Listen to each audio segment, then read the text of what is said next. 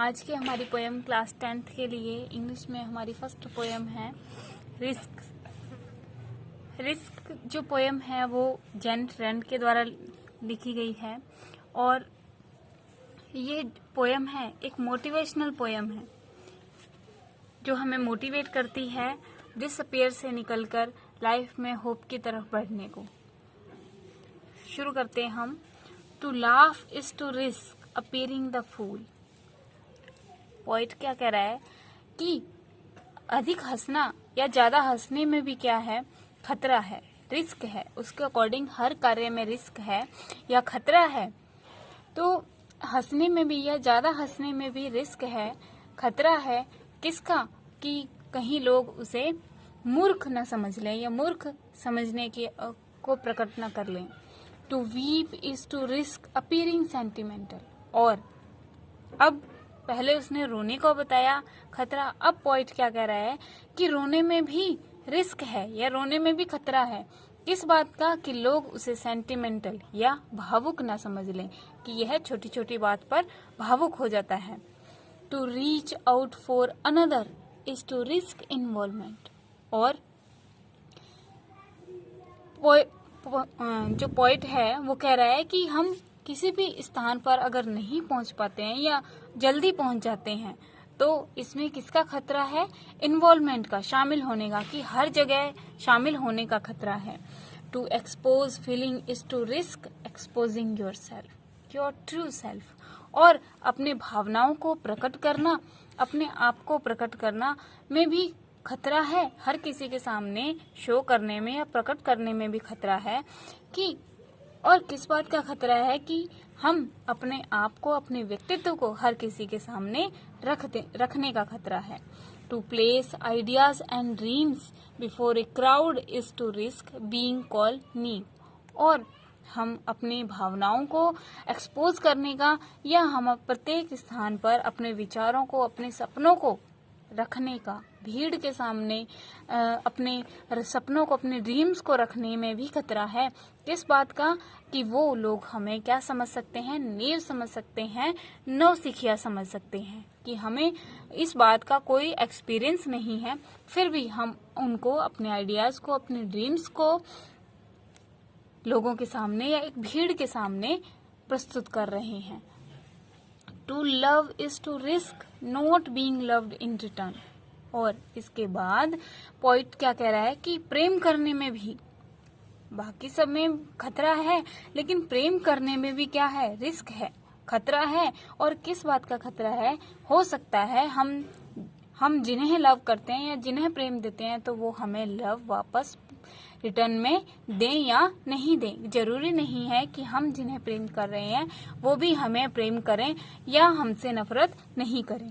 To live is to dying risk. और इसके साथ ही उसने क्या कहा है कि जीने में भी, जीवन जीने में भी खतरा है। किसका? मरने का, मृत्यु का खतरा है। To hope is to risk despair.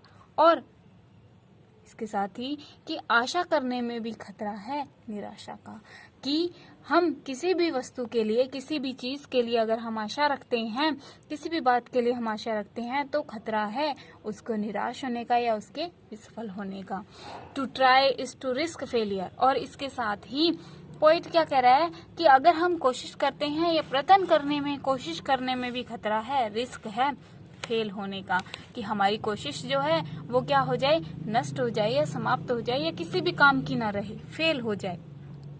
इसीलिए पॉइंट ने क्या कहा है कि हर कार्य में, प्रत्येक कार्य में, जो भी हम कार्य करते हैं अपने जीवन में या दैनिक कार्यों से संबंधित सभी कार्यों में खतरा है या जोखिम है।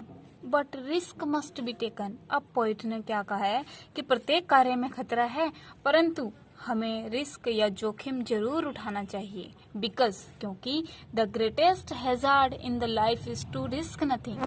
ही सबसे बड़ा जो जोखिम है, सबसे बड़ा जो खतरा है वो क्या है? जीवन में रिस्क उठाना है। और जोखिम के बिना जीवन में कुछ भी नहीं है। The person who risk nothing, वह व्यक्ति जो रिस्क नहीं उठाता है या जोखिम नहीं उठाता है, डज नथिंग, कुछ नहीं कर पाता। हैज़ नथिंग और उसके पास कुछ भी नहीं रहता।